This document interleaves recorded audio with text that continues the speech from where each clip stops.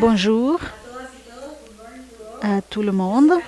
Je suis Carla Fernandini, je suis la directrice de développement de Suma et je veux vous donner la bienvenue à cette grande activité. Nous sommes très contents que tout le monde soit ici à Antigua. Ça a été un défi logistique important de amener les différents représentants des différents pays. Nous avons 11 pays qui sont ici représentés et aussi des organismes internationaux, partenaires de l'académie, etc. Alors, nous sommes très contents depuis Suma, de JP et bien sûr du ministère de l'Éducation du Guatemala qui est notre hôte. D'abord, je remercie votre présence. J'espère que cette rencontre sera très bonne, que vous puissiez jouir, partager, apprendre. Alors, soyez tous les bienvenus.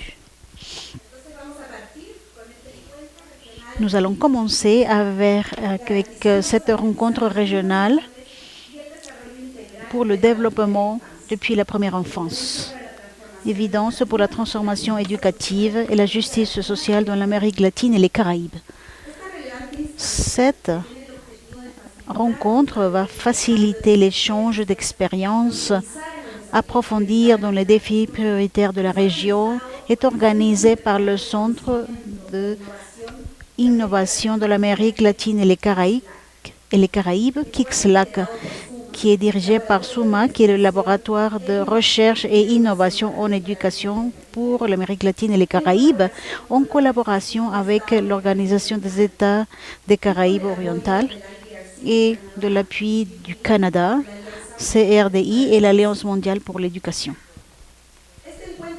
Cette rencontre régionale nous donne la possibilité de réunir à plus de 100 acteurs importants dans le domaine de l'éducation, qui inclut des représentants des ministères de l'éducation des 11 pays, comme je vous disais préalablement, des syndicats de professeurs, des représentants de l'académie, des organisations de la société civile et des organismes internationaux. Nous sommes très contents d'être ici et nous avons déjà les représentants du Belize, Bolivie, Dominique, El Salvador, Grenade, Guatemala, Guyane, Haïti, Honduras, Saint-Vincent et les Grenadines et Saint-Lucie. Un applaudissement pour vous tous, car nous sommes ici ensemble. Je veux aussi saluer à toutes les autorités qui nous accompagnent aujourd'hui.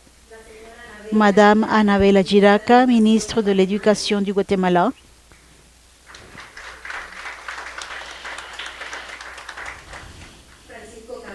Monsieur Francisco Cabrera, vice-ministre technique d'éducation du Guatemala. Monsieur Mauricio Pineda, ministre de l'Éducation de El Salvador.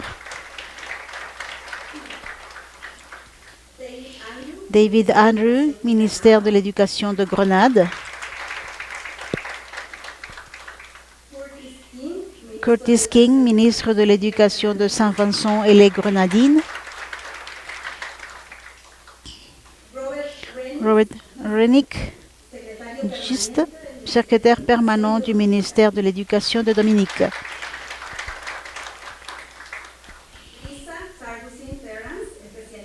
Spécialiste en éducation de l'Organisation des États des Caraïbes orientales.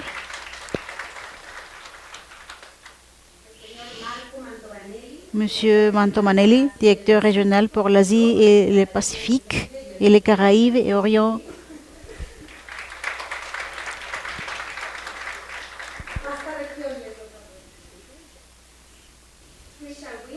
Trisha Wynn, leader de programme de JP-KIX, de CRDI. Lorenzo Ceballos, officiel de programme de CRDI. Sonia Garcia, officier de développement international de l'ambassade du Canada au Guatemala. Caterina Cruz Tobet, qui nous accompagne de GPE. Je mentionnais Ian McPherson qui vient de GPE et Javier González, directeur de SUMA, et Rafael Carrasco, sous-directeur de SUMA, qui nous accompagne aussi. Et maintenant, je veux remercier spécialement le ministère de l'Éducation du Guatemala, Madame la ministre et son équipe que nous avons ici présents, qui ont été un pays hôte, qui nous ont aidés aussi avec les coordinations, l'organisation. Et je vous demande de faire un applaudissement pour le ministère de l'Éducation qui nous a appuyés à tout moment. Merci pour nous ouvrir les portes de votre pays et surtout dans cette belle ville de Antigua qui est magique et on aura des espaces pour la connaître. Merci beaucoup pour nous recevoir dans cet espace si beau et pour votre générosité pour être le pays hôte.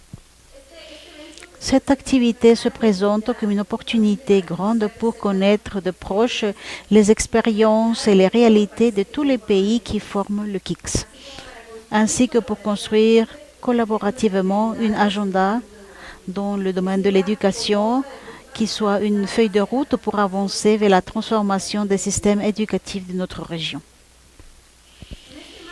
Dans ce cadre, nous aurons 3 jours. Le premier, aujourd'hui, on veut écouter. Vous écoutez vos besoins, les défis de chaque pays et les initiatives que vous travaillez chez vous, dans vos pays. Le deuxième jour, on espère faire la réflexion à partir de l'évidence, de la connaissance technique, avec ces priorités que vous identifiez dans vos pays. Et finalement, le troisième jour, on veut co-construire, faire un travail collaboratif dans la région pour générer des agendas de travail, pour les initiatives et efforts pour passer de cette évidence et cette recherche à l'action et pouvoir aborder les brèches et les problèmes que nous partageons dans notre région et dans les systèmes éducatifs. Transversalement, nous allons faire emphase sur l'importance de renforcer les apprentissages fondamentaux qui est le thème principal qui nous convoque dans cet agenda et le développement intégral depuis la première enfance. Et pour cela, il sera clé de créer les connaissances et l'utilisation de l'évidence relevante et contextualisée selon les réalités de chaque pays.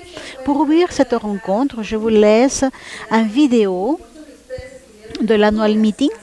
Quelques-uns ont été au Honduras dans une expérience similaire à celle-ci et on a voulu partager avec vous cette expérience de TICLACS et son impact à partir de différents témoignages de ces protagonistes qui sont vous, les représentants des pays et aussi toutes les institutions qui collaborent pour faire que cela soit possible. Alors, je vous laisse avec le vidéo et ensuite on va continuer.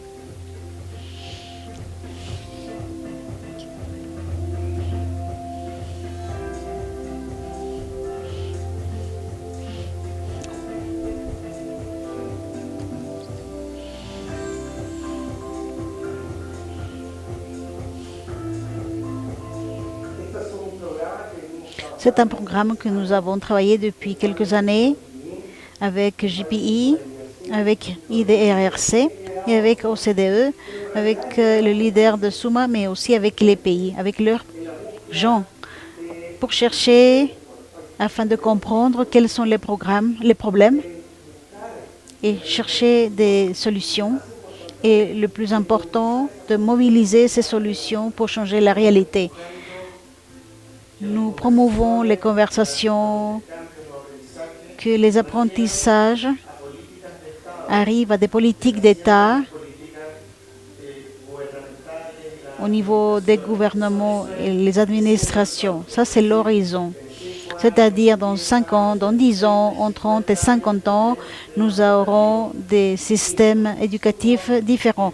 SUMA est une opportunité pour nous de nous réunir avec nos frères de l'Amérique centrale et de l'Amérique latine et échanger des idées sur l'innovation, partager ce que nous sommes en train de faire.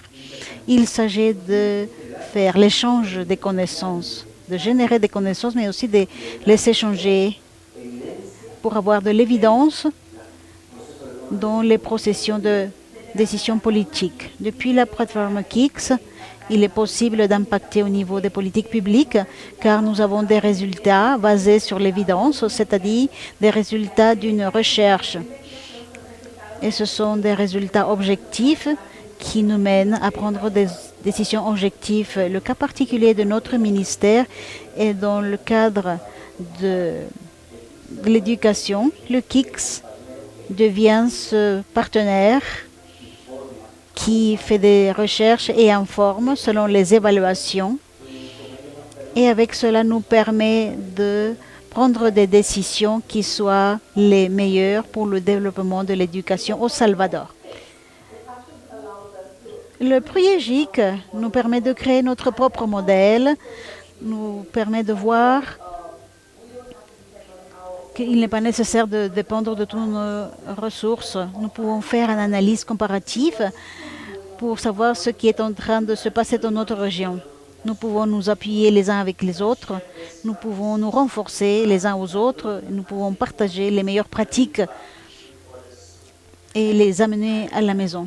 Je crois que, comme région, nous pouvons nous unir pour aborder les thèmes qui nous préoccupent à tous. Et c'est à Amérique de Suma de faire le leadership de cette initiative. Et c'est quelque chose qu'il faut faire pour la région. On nous sommes rendus compte d'expériences qui ont eu d'expériences dans d'autres pays et comment est-ce qu'ils ont fait face à des problèmes similaires et comment est-ce qu'on peut trouver des solutions basées sur les expériences d'autres pays.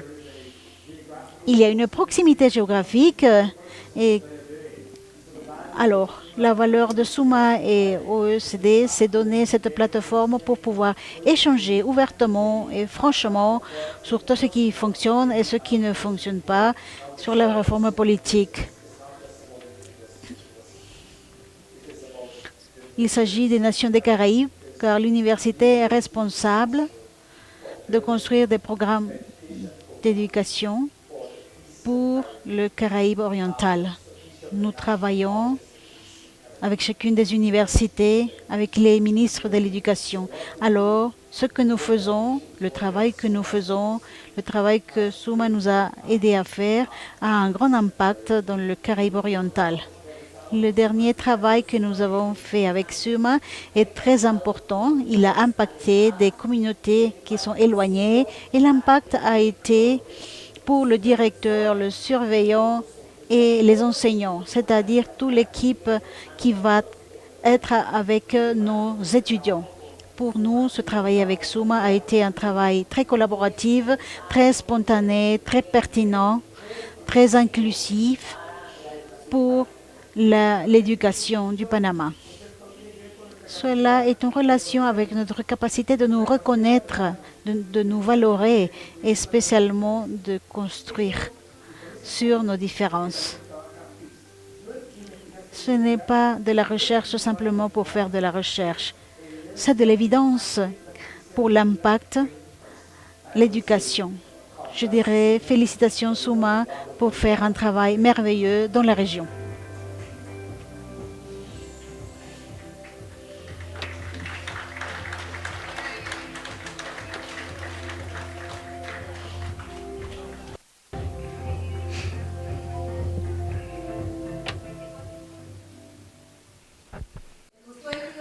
Est-ce que ça vous a plu, la vidéo?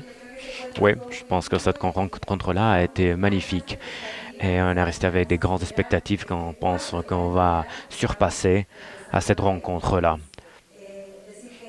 Dire que ceci, on remercie à votre participation, à votre collaboration, qui travaillent ensemble pour réussir à ceci. En espérant que cette vidéo ça vous a permis d'être inspiré, d'être motivé pour cette nouvelle rencontre régionale, je veux inviter Javier González, directeur de Suma, pour donner quelques paroles qui vont nous aider à nous situer dans ces 3 jours de travail et collaboration qui nous attendent. Javier, allez-y.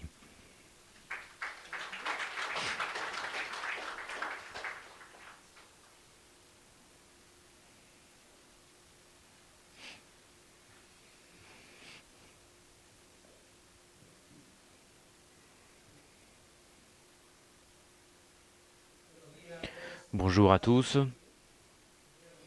Je vois beaucoup de visages amicaux, collègues, partenaires. Une très belle journée aujourd'hui, je le dis de façon sincère, pas de façon discursive, mais de façon très honnête. On se voit toute l'année, mais de façon online, de façon chacun de son côté, des fois on se rencontre dans quelques endroits. Et c'est vraiment un privilège de pouvoir vous rencontrer tous. La vice-ministre remercie au Guatemala pour être les hôtes et nous recevoir dans cette maison, dans cette ville merveilleuse. C'est très beau voir aussi les visages, comme je disais, de nos protagonistes, le ministère de l'Éducation, les groupes locaux de l'éducation, l'académie aussi, la société civile, les gens d'un peu partout, les syndicats de professeurs, tous ensemble avec une vision de société qu'on veut construire.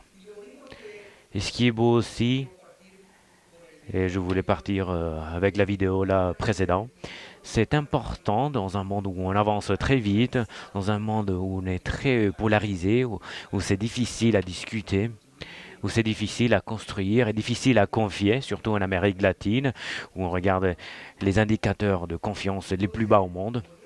Et donc nous retrouver encore une fois et voir que d'un côté on est beaucoup plus de ce qu'on était, de ce qu'on avait ici, ça fait un an à Tegucigalpa, mais en plus on est plus fort. On est beaucoup plus fort qu'avant. Pourquoi? Parce que on travaille de façon réelle à travers la confiance, depuis l'écoute, en écoutant qu'est-ce que vous avez besoin. Nos partenaires, sans eux, on ne pourrait rien faire. Le DB, IDFC, pas justement ils financent, mais ils nous donnent des leaders, du support technique pour pouvoir travailler ensemble. C'est avec qui on est sur le terrain à travailler.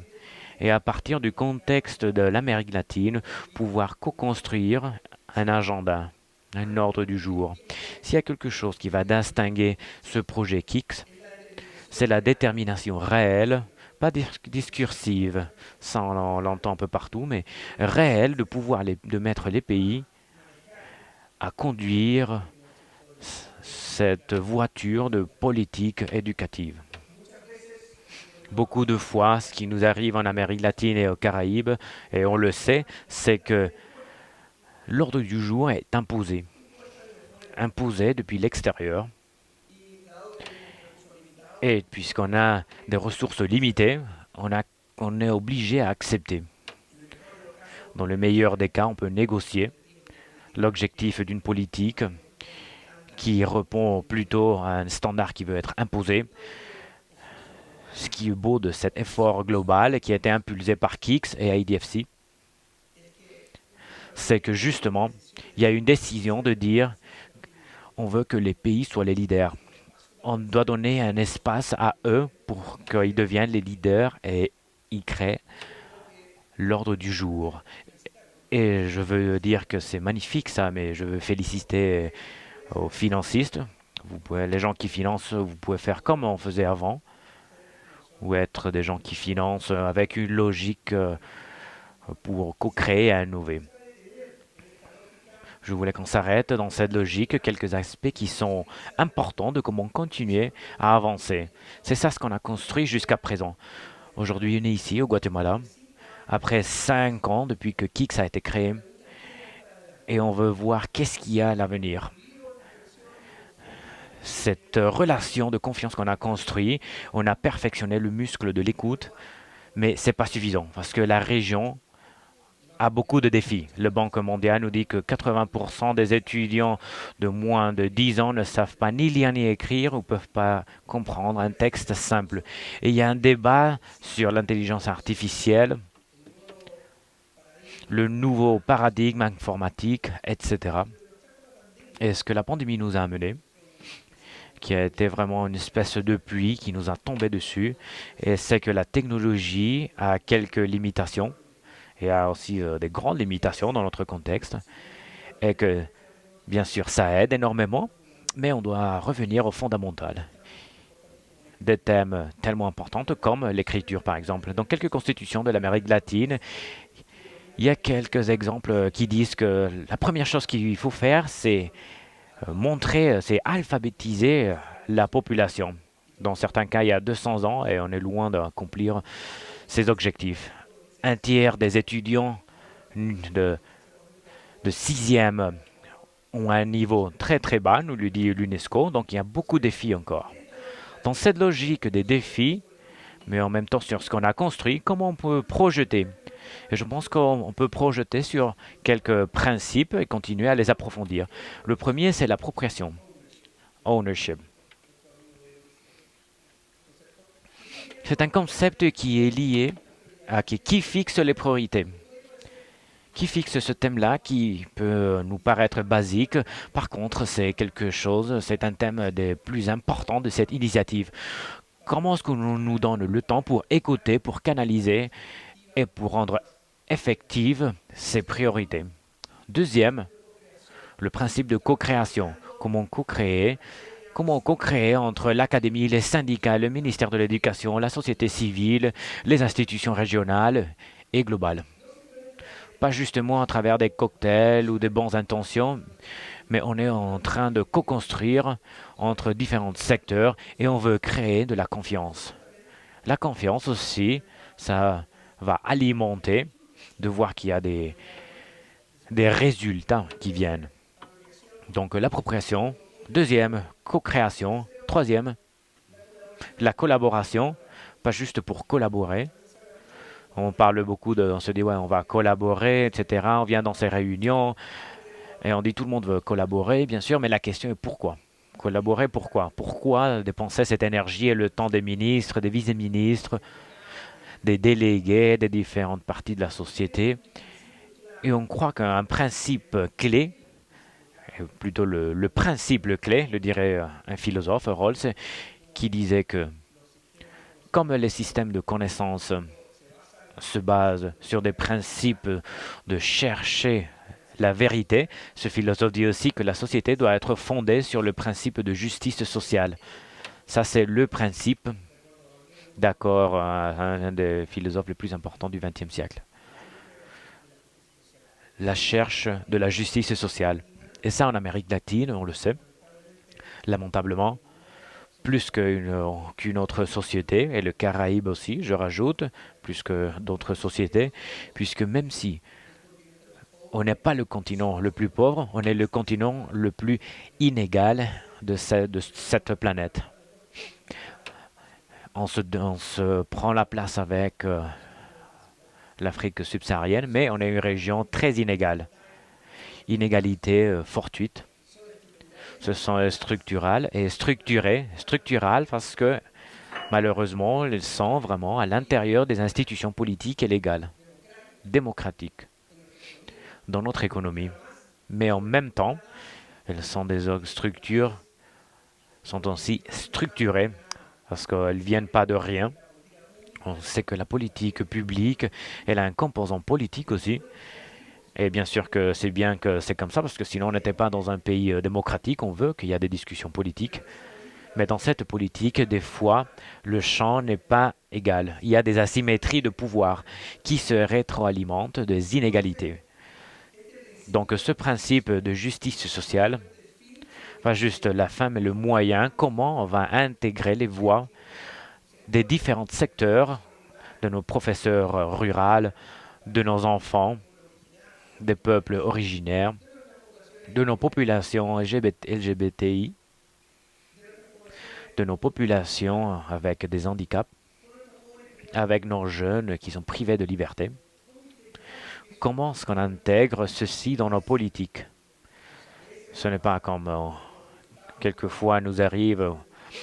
Moi, j'ai travaillé dans le ministère de mon pays et c'est que l'équité, l'égalité, on le voit comme quelque chose qui nous manque, non? On va définir la politique, après, on a oublié de dire il va aussi faire le point sur l'équité de genre, etc. En disant que non, qu'il y a quelque chose qui manque, on pense que la justice sociale doit être au centre. Et l'inclusion dans cette logique de reconnaître, mais aussi de valoriser et pas non seulement reconnaître et valoriser, mais comme il y a un problème en Amérique latine, c'est construire sur les différences. Que les professeurs regardent qu'il y a une richesse à l'intérieur des différences pour pouvoir construire sur ça. Et pour construire cette justice sociale, on a besoin que ceci soit basé sur l'évidence. Et l'évidence, des fois, c'est peu. Il n'y a pas trop beaucoup en Amérique latine et les Caraïbes. Et on doit faire des efforts pour avoir plus d'évidence dans le Sud global. Et pourtant,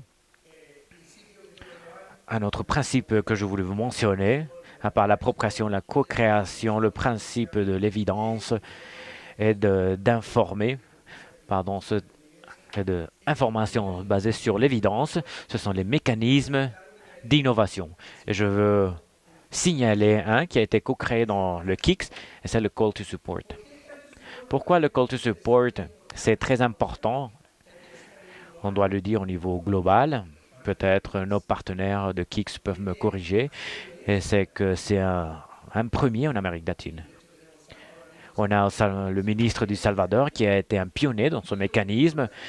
Et ce mécanisme-là, il cherche à synchroniser deux réalités qui sont très difficiles, qui sont un système très complexe, comme le temps du développement de l'innovation, le temps du développement de la recherche et la connaissance d'un côté, qui a ces temps avec un peu plus compliqué, et en même temps les temps politiques légitimité, les temps politiques de devoir donner à la population ce que la population demande, des services basiques comme accès à l'éducation. Comment on va mettre ensemble ce temps-là académique avec un temps politique qui veut des solutions maintenant? Donc des fois les prêts essentiels, les colonnes vertébrales des changements ont besoin aussi des mécanismes de moyen et court terme qui fonctionnent comme un pont temporaire pour synchroniser ces deux termes-là. Et le call to support, c'est que permet que les pays accèdent rapidement à un support en recherche pour pouvoir aborder ces opportunités-là de politique. Un exemple sont à la main, les exemples sont à la main. Oui, c'est une espèce ce qu'on fait avec l'Université de West Indies, un call to support. On a l'exemple de EMIS aux Caraïbes, le Salvador à travers la réforme, la nouvelle école en Honduras, etc. Donc on travaille dans beaucoup de sens dans cette direction-là.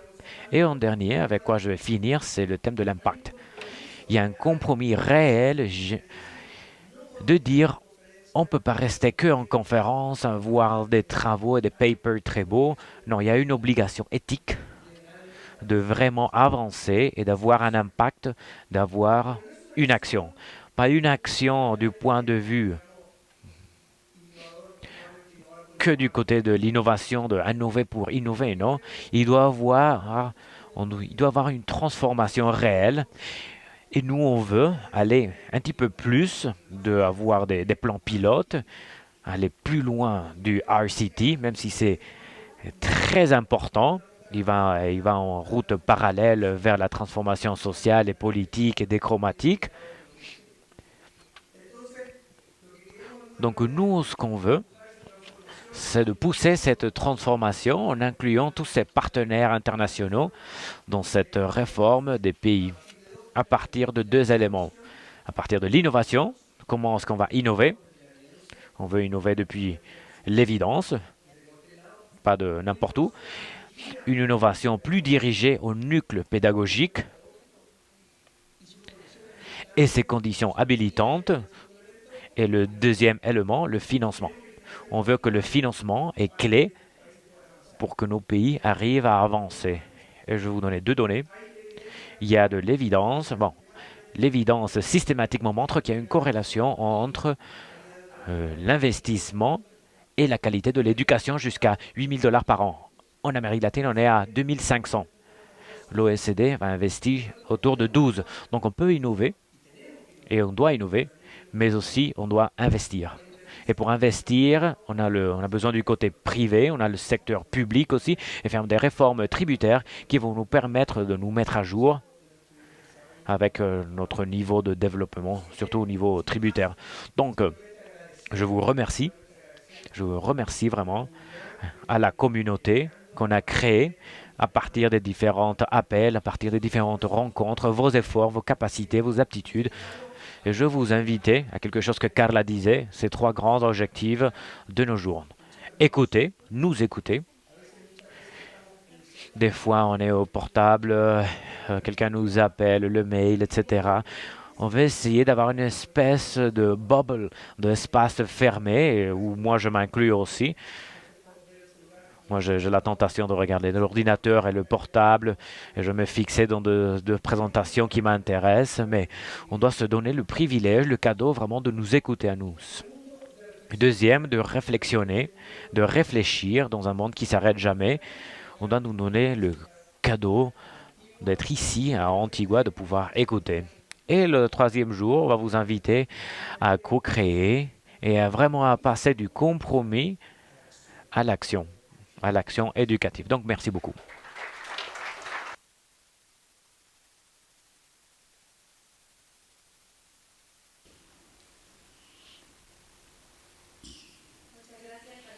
Merci Javier pour tes paroles.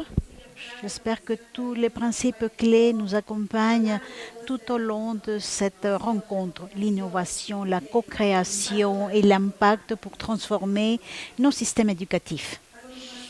À la suite, j'invite Madame Giraca, ministre de l'Éducation du Guatemala, pour les paroles de bienvenue.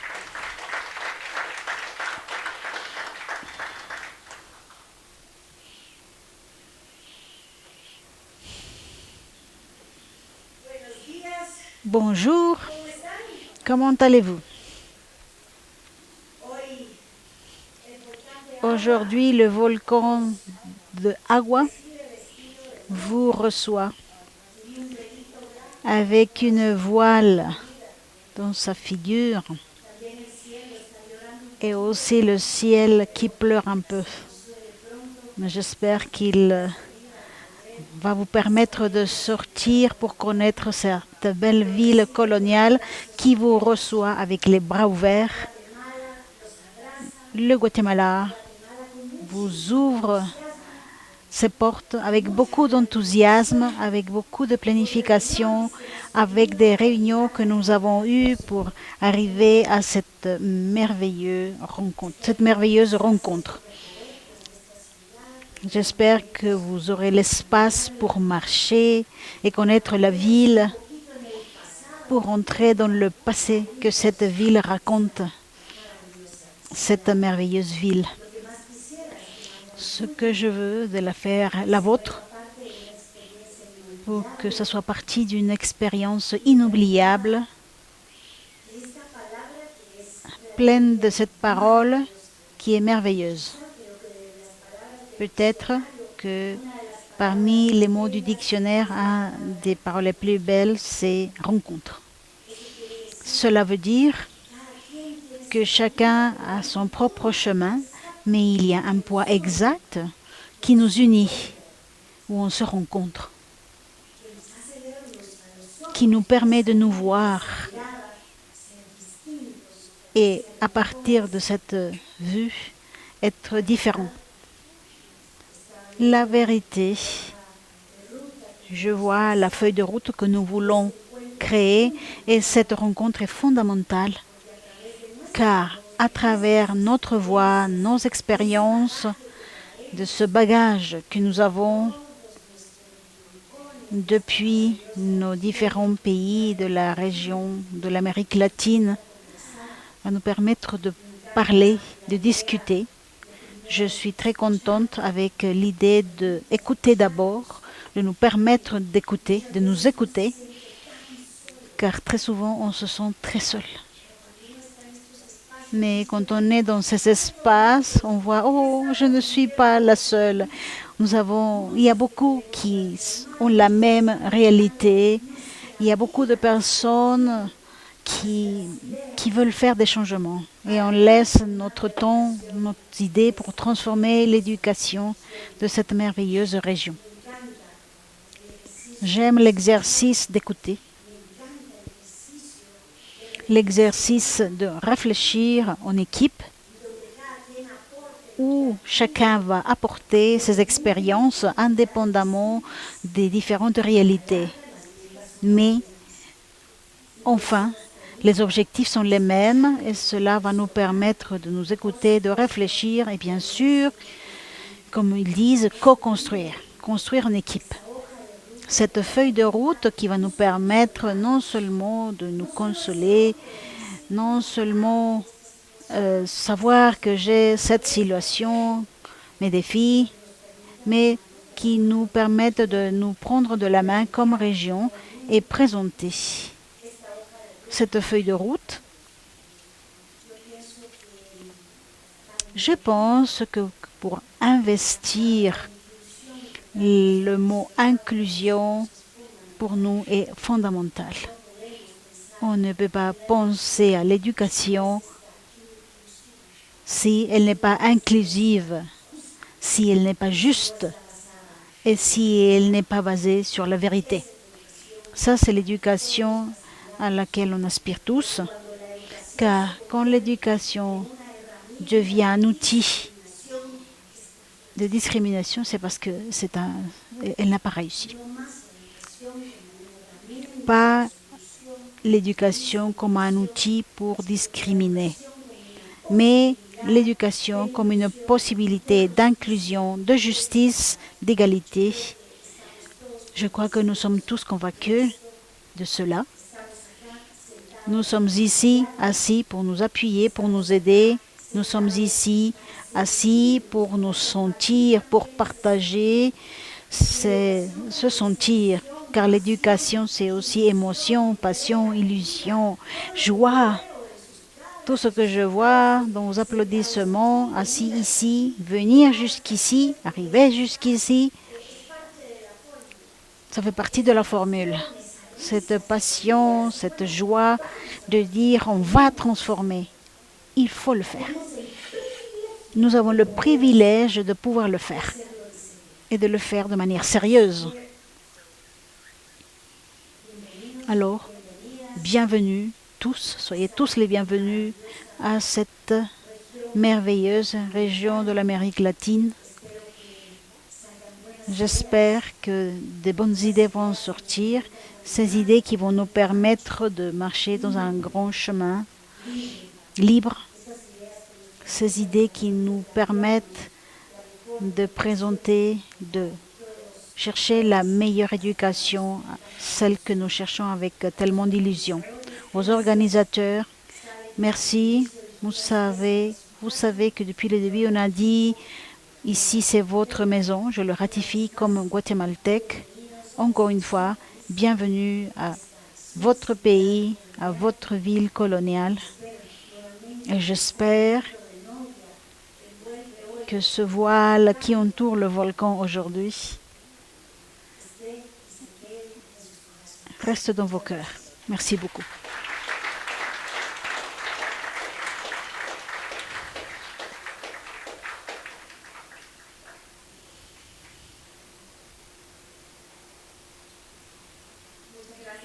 Merci, Madame la Ministre, pour vos belles paroles et pour toutes vos paroles chaleureuses.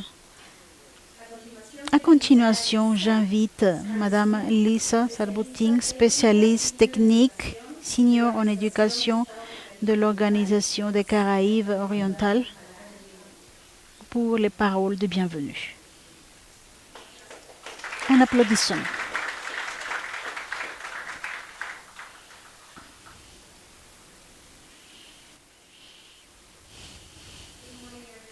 Bonjour tout le monde.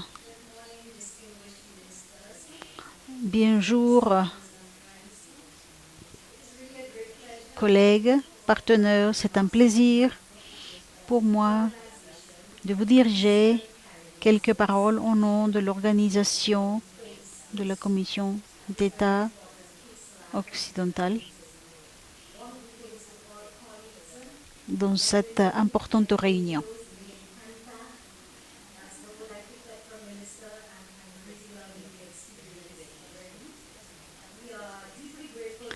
Je suis très contente avec cette expérience. Nous remercions la possibilité d'être ici et de participer à cette communauté diverse avec une vision commune.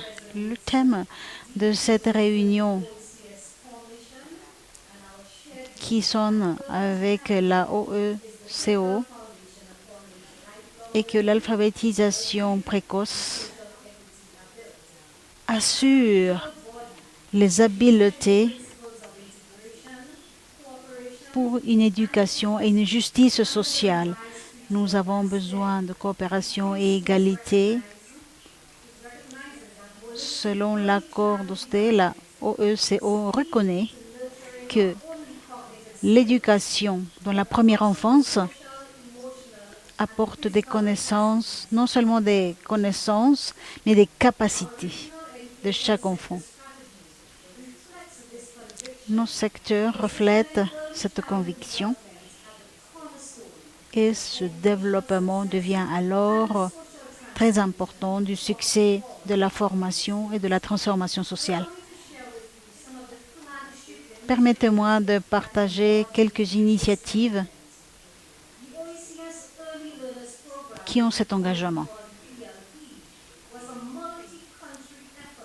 Le OLP était un effort multi-pays pour éviter l'analphabétisation précoce et ils ont des piliers qui sont très importants.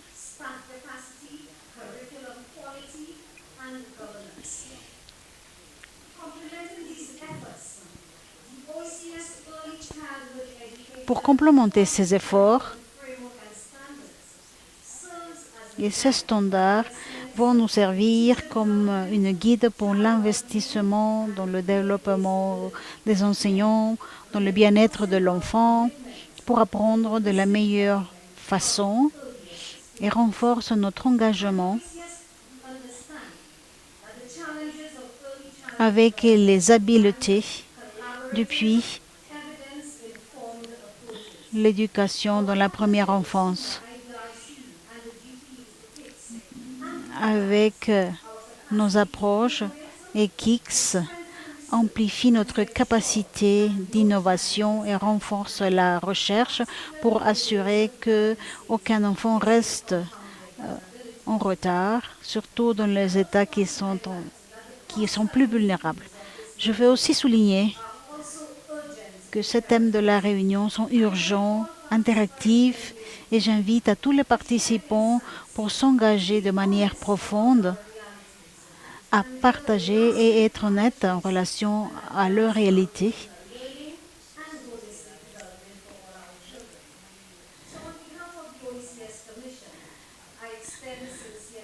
Pour aider avec l'alphabétisation précoce.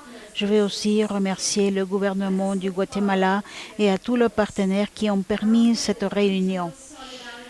J'espère marcher vers l'avant avec la solidarité de la région, avec l'engagement de l'éducation dans la première enfance pour un meilleur développement. Alors, merci beaucoup.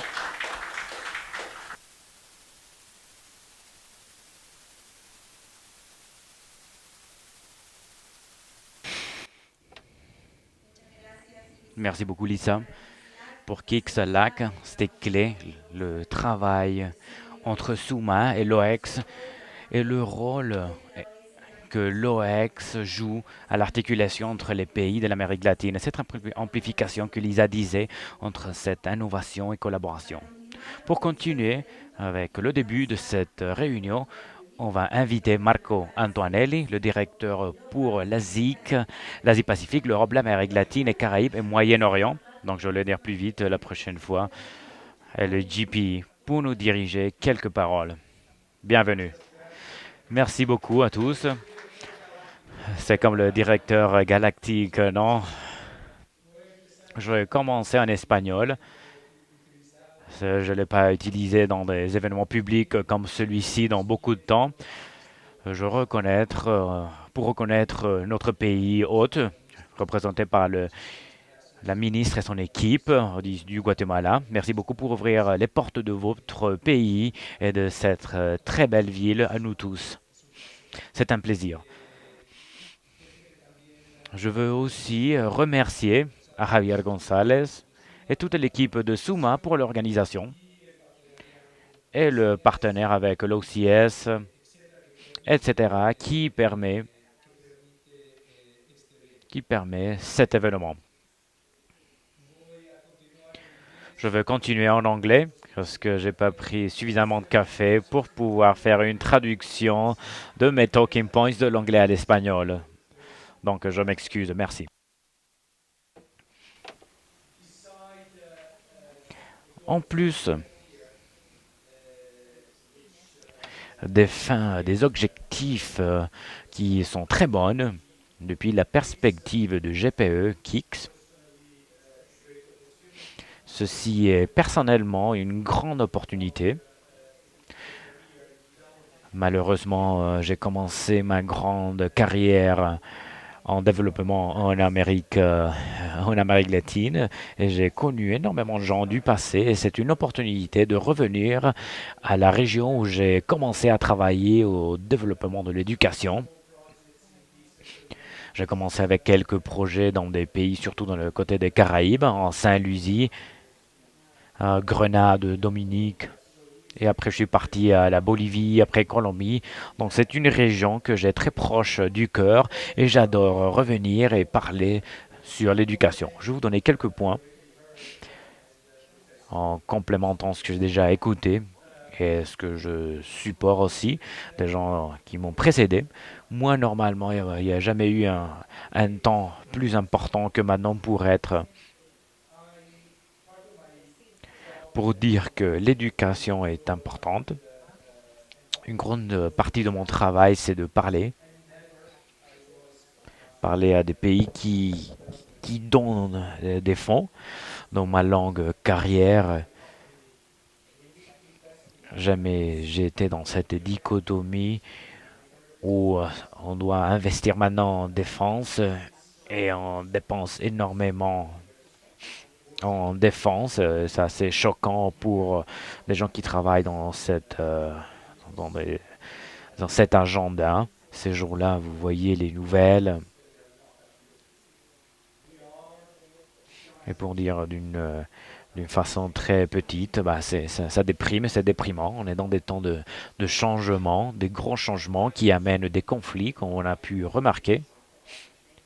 Et je pense personnellement, et du côté de mon entreprise de partnership avec With Education, c'est le moment de redoubler des efforts pour insister sur le fait qu'il faut investir en éducation. Pas seulement comme un droit de l'homme, mais comme une force pour la stabilité et la résilience. Et bien sûr, une amélioration de nos sociétés. Pour moi, ça, c'est clé. On a besoin vraiment de redoubler nos efforts. Nos budgets ont été découpés et en fait, on doit les agrandir. On a travaillé avec des ministres dans ces régions-là et c'est là qu'il faut redoubler les budgets et qu'on doit chercher aussi comment trouver d'autres sources de financement. C'est important d'amener des nouvelles sources de financement à cet agenda. On doit ça aux nouvelles générations. On est vraiment dans un temps où l'ordre mondial change. Par contre, on ne peut pas juste parler de volume d'éducation, on doit parler aussi. On doit parler aussi de comment utiliser ces fonds pour l'impact le plus fort. Ceci nous amène au thème d'aujourd'hui. C'est quoi l'évidence? C'est quoi qui nous montre qui vraiment fonctionne? Et c'est quoi ce qu'on ne connaît pas et qu'on doit connaître pour nous assurer que les ministres soient stables et qu'ils aient vraiment l'information pour savoir comment investir et avoir vraiment des résultats. On doit ça à nos constituants, à la personne, aux gens qui payent les impôts. Comment peut-on faire que cet argent-là impacte? On doit savoir ce qui fonctionne, on va savoir ce qui ne fonctionne pas. Et vraiment pas de façon globale, mais dans des endroits très spécifiques. C'est critique à l'étape où on se trouve. Donc on est ici pour comprendre comment l'évidence doit se générer, doit se créer, comment les politiques de connaissance doivent se conduire pour pouvoir donner une réponse aux acteurs locaux. Dans cette chambre et à l'extérieur, tous les partenaires à qui les avancées dans l'éducation importent. Donc ça c'est le deuxième point que je voulais vous partager. Et le troisième, le deuxième, c'est comment nous assurer le retour à nos investisseurs. Et le troisième,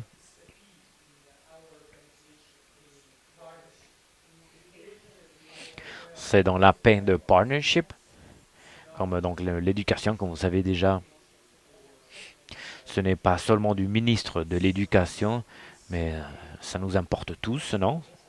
Ça nous concerne tous, c'est un effort commun qui a besoin de différents points de vue, et ces points de vue doivent arriver à un programme qui pousse, qui motive dans la même direction.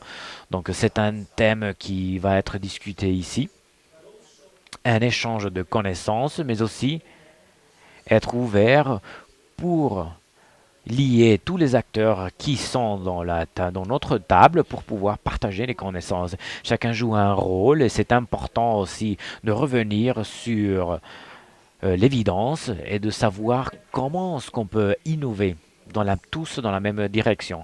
Donc ça, ce sont les points basiques avec lesquels je veux conclure et je remercie encore une fois les organisateurs de cet événement. On est vraiment très contents et très motivés avec cet ordre du jour qui est très riche, qui n'a pas seulement beaucoup de discussions, mais on pense ainsi que ça peut vraiment nous permettre d'extraire des leçons très importantes pour pouvoir avancer. Merci beaucoup et je serai toujours là au secrétariat et j'espère ces discussions-là. Merci beaucoup.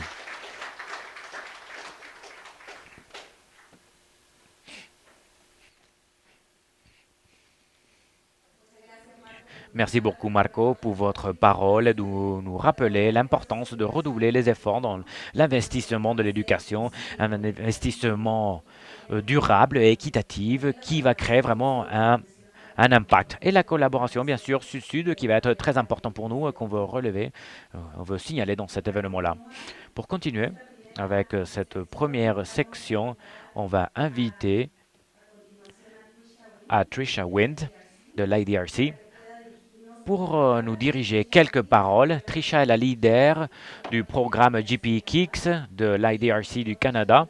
Donc, s'il vous plaît, Trisha, vous pouvez venir ici pour nous diriger quelques paroles.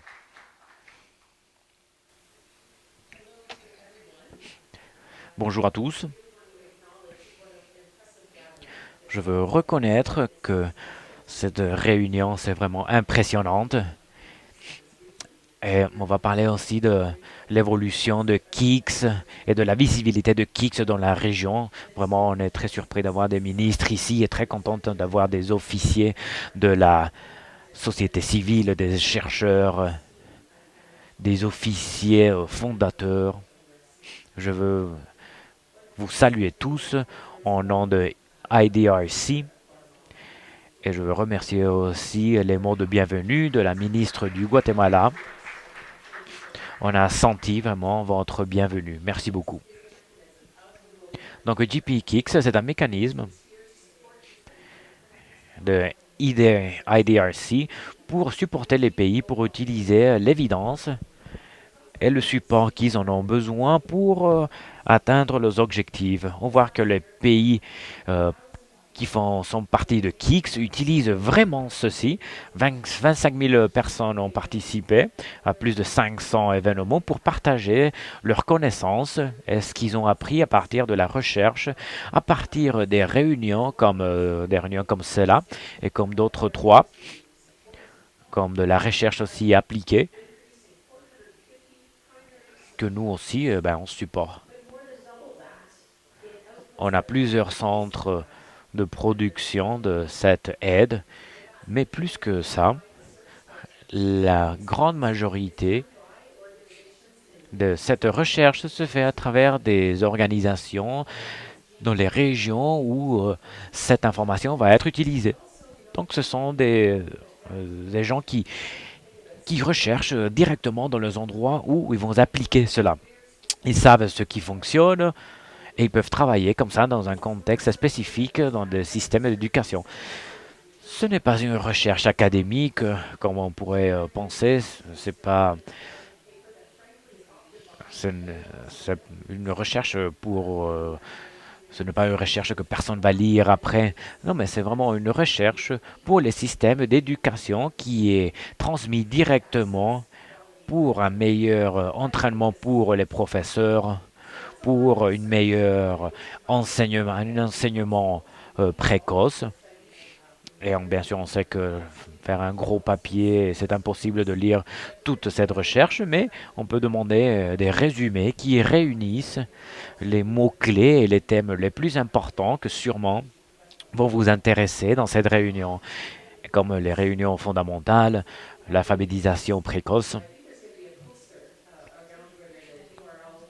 Il va y avoir un poste, je pense, un petit poster. Vous allez avoir un code QR où vous allez pouvoir, et vous pouvez accéder à ces postes-là en français, anglais, espagnol. Mais encore une fois, ce n'est pas avoir la connaissance, mais avoir les capacités pour mobiliser ces connaissances. Une évaluation, par exemple, de cette année-là nous a montré qu'entre 80 et 90% des gens qui sont liés à ceci nous ont dit qu'ils ont vraiment amélioré leur capacité en participant à Kix. La plupart des gens ont dit qu'ils ont bien utilisé les connaissances pour des programmes concrets. Et on a vu vraiment plus de 100 cas où l'évidence nous a aidé à implémenter des instances. Et on sait que ceci marche dans cette région-là. Javier nous a rappelé des opportunités que El Salvador a eu en fait en utilisant ces opportunités-là pour informer de ces politiques-là. Les pays aussi de OCDS utilisent aussi ceci pour améliorer leur éducation et la recherche appliquée et aussi utilisée au Honduras par exemple et au Salvador surtout au niveau de l'alphabétisation précoce et au niveau de l'Afrique aussi, en Asie et beaucoup d'autres régions.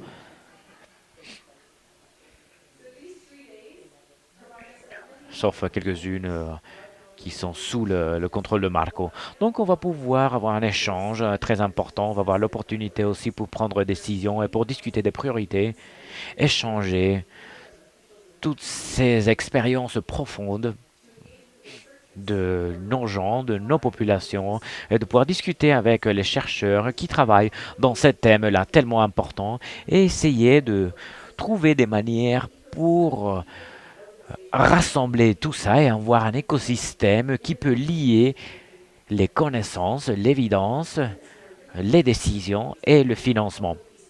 Et on veut vraiment trouver une façon pour lier tout cela. Donc notre objectif collectif, c'est que ces 3 jours-là soient une opportunité vraiment pour apprendre, pour connecter, pour écouter et pour décider ici qu'est-ce qu'on peut amener et pour implémenter dans le contexte.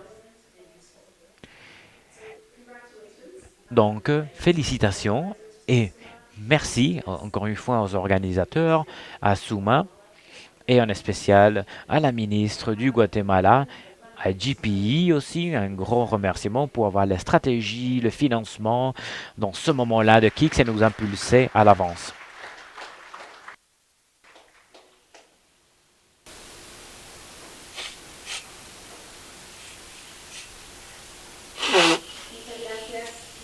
Merci, Trisha, pour mettre en relief l'importance de cette rencontre. Pour cette rencontre, nous faisons un travail collaboratif avec ISDR pour renforcer KICS en nous motivant pour améliorer le processus, non seulement pour donner des évidences, mais aussi pour l'utilisation de ces évidences comme quelque chose de très important. Et pour finir avec cette section, je vais inviter Mme Garcia de l'ambassade du Canada au Guatemala pour quelques paroles de bienvenue. Un applaudissement.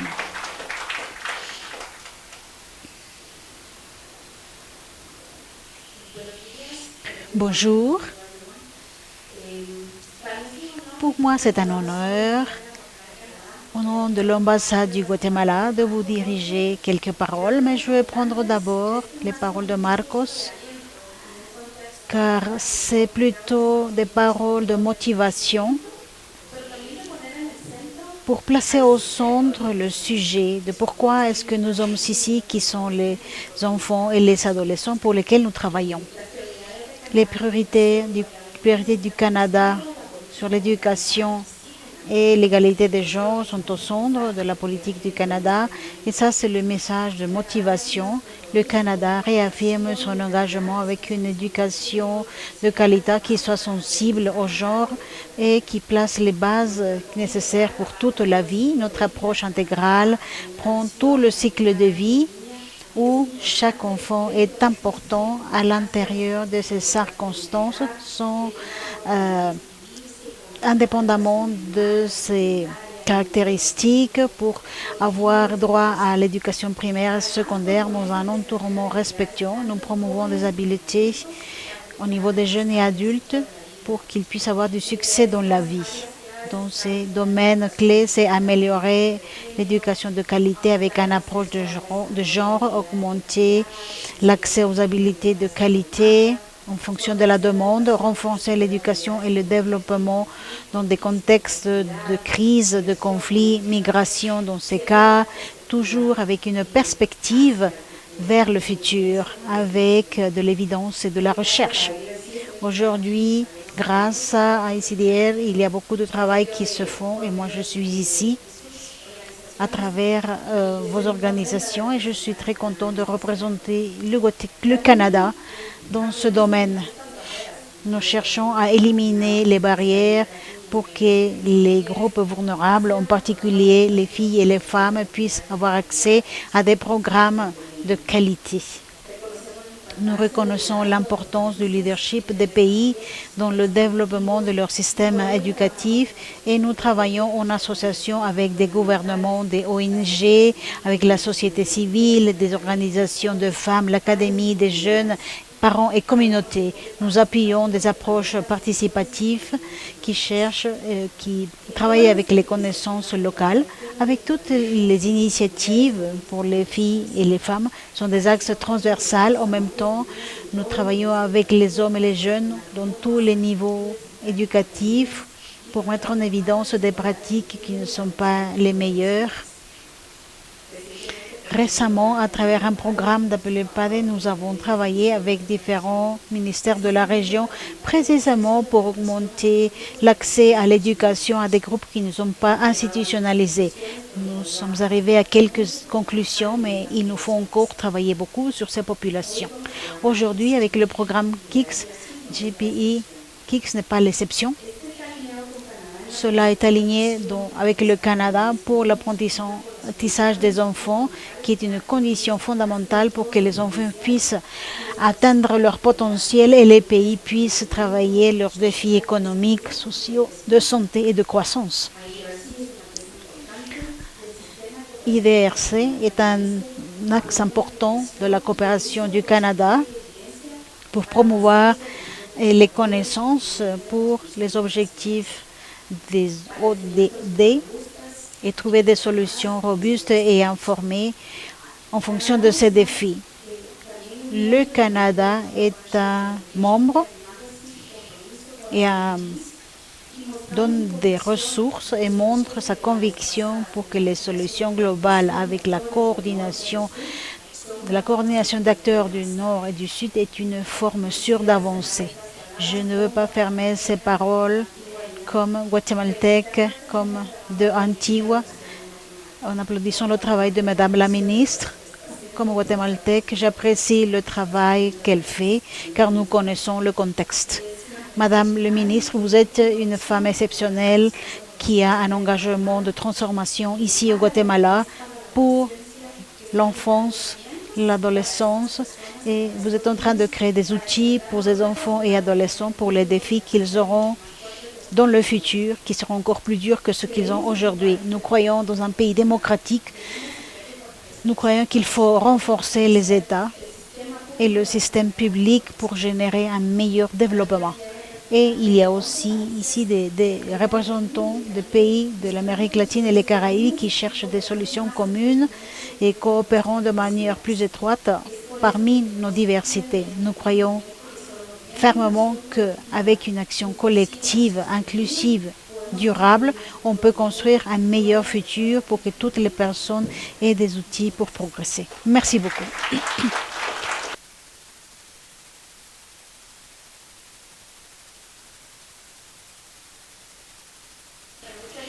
Merci beaucoup. Je veux remercier à toutes les personnes qui ont donné les mots de parole. Nous avons fini avec ce premier partie. Ils nous ont parlé des points spécifiques qui vont nous accompagner dans cette rencontre de co-construction, de réflexion.